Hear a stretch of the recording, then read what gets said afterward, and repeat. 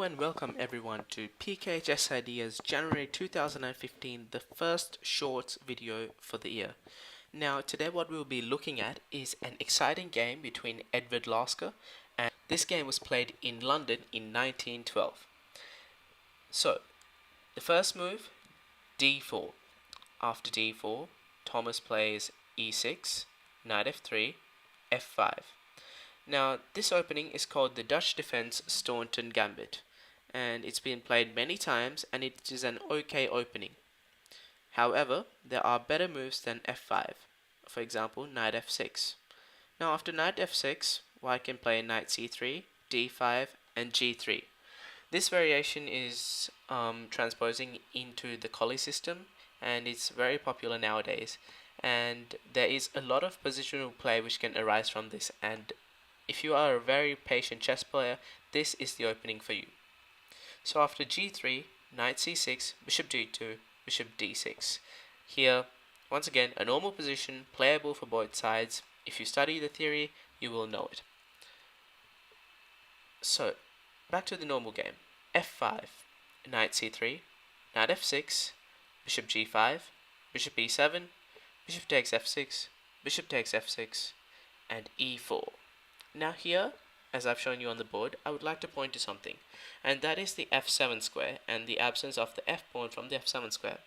Now, in the Dutch defense, this is normal, but what it does create is a huge problem in the diagonal from h5 to f7.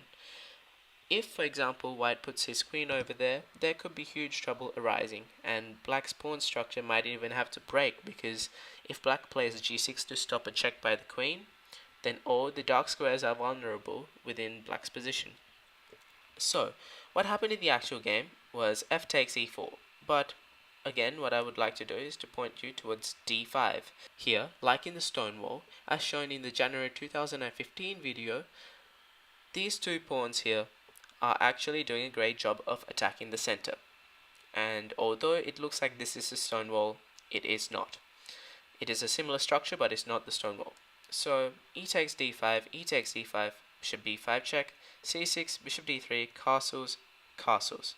Here, as you can see, the white bishop is attacking the pawn on f5 and the black bishop is defending the pawn on f5. But there's a disadvantage for black because he cannot develop his knight. So, for example, if black plays knight d7, white plays bishop takes f5, winning the pawn. If black plays knight to a6, black plays bishop takes a6, bishop takes f6, having two isolated doubled pawns on the a file. But what black can play is play g6, guarding the pawn. Now there's two defenders and one attacker. Therefore, rook e1, queen d6, the game is pretty normal.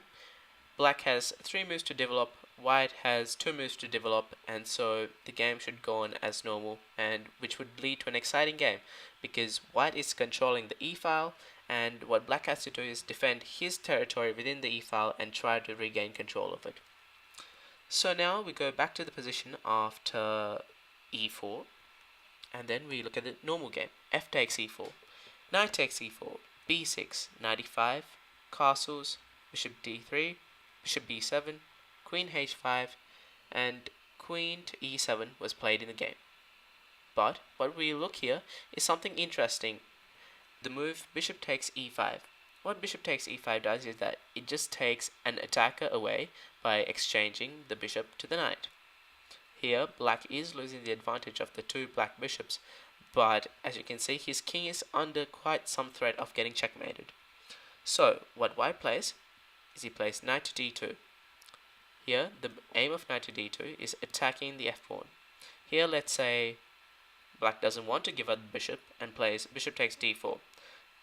Can you find here checkmate in 3? Okay, have you found it? The next move is bishop takes h7, king h8, bishop g6 check, king g8, queen h7 checkmate. There was a similar kind of checkmate in the Stonewall game in the January 2015 video. If you have not watched that yet, please go check it out. I will add the link in the description box below. So we go back to g6, where the position is normal. Queen takes e5, knight c6, queen g3, knight takes d4. Once again, the position is normal. black has won a pawn, but white has compensation for it because he has developed nearly all of his pieces. He only has a castle next and bring his two rooks out, and then he is developed. So this position is pretty normal. I would say a slight advantage to black, but it's playable because white has compensation for the pawn. So now let's go back to the move after queen h5. What black played here is queen to e7, the biggest blunder that one could make in this position. Well, it would destroy the point if I tell you the next 8 moves now. So what I want you to do is to find a forced checkmate in 8. Always remember to look at the forcing moves, the checks, captures, and the threats. Alright, so have you found it? The move is queen takes h7. As you can see, the king cannot move to f7 because of the knight on e5. So king takes h7 is forced. Now, knight takes f6. Double check. The pawn can't take the knight on f6 because the bishop on d3 is always checking. So king h6 is forced. Knight e to g4 check. As you can see, highlighted in red are the squares that black cannot move to. So the only move left for black is king to g5. Now, h4 check. I have highlighted again in red the color in the squares that black cannot move to. So king f4 forced once again. g3, king f3, and now what Lasker played was bishop e2. But what I want you to do is find checkmate in 2. Alright, so this is a pretty easy position. Here, if white checks him like Lasker did in bishop e2, black can play king to g2. So therefore, we have to try and stop him from going to this square. Therefore, the best move to do this while protecting your own king is castles. So after castles, black can try one more vain attempt in trying to defend his king by playing queen takes f6, but then knight h2 checkmate. As you can see, highlighted in green are the squares that black cannot go to. And finally, the knight delivers the decisive blow, the check on f3. So now we go back to the move after king f3. And now what Lasker played, as I showed you, is bishop e2, king g2, rook h2 check, king g1, and king to d2, checkmate. So now in this position, it was a pretty nice position because the king has practically moved from his own back rank to the enemy's back rank and got checkmated there, which is pretty amusing if you ask me. So now that you have seen the game, what is the main theme, or what am I trying to teach you this game? The thing that I'm trying to teach you this game is always look at the forcing moves. By forcing moves, I mean the threats, checks, and captures. As we saw in the position after queen to e7, starts off with an attacking move, a check, a sacrifice. King takes f7, forced move. Knight takes f6. King h6, forced move. Knight e to g4 check. King g5, forced move once again. h4 check. King f4, forced move. g3, king f3, bishop e2. King g2 was absolutely forced. Rook h2, king g1, absolutely forced. King d2 checkmate delivers the final blow. Another thing that you should have learned from this game is the fact that once you have at least 5 or 6 pieces attacking the black king, like in this position, the queen, the knight, the bishop, and this rook potentially aiming down there. Once you have pieces like this attacking the opponent, you should try to think of ways to open the king up. Here, in this position, Lasker amazingly thought of queen takes h7, which is really brave to calculate 8 moves.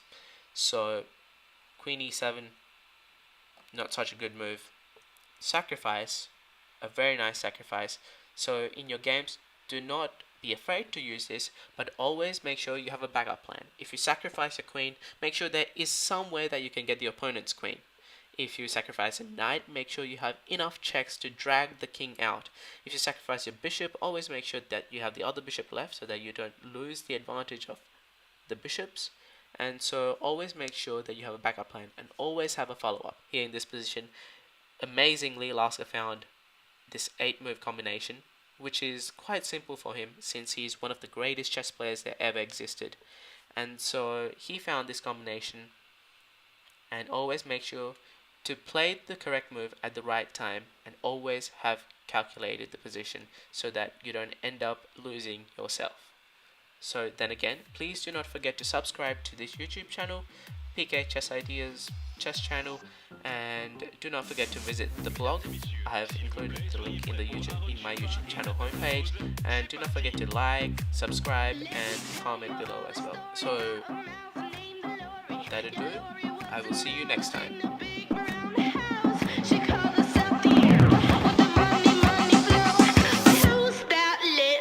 Cause I'm an albatross.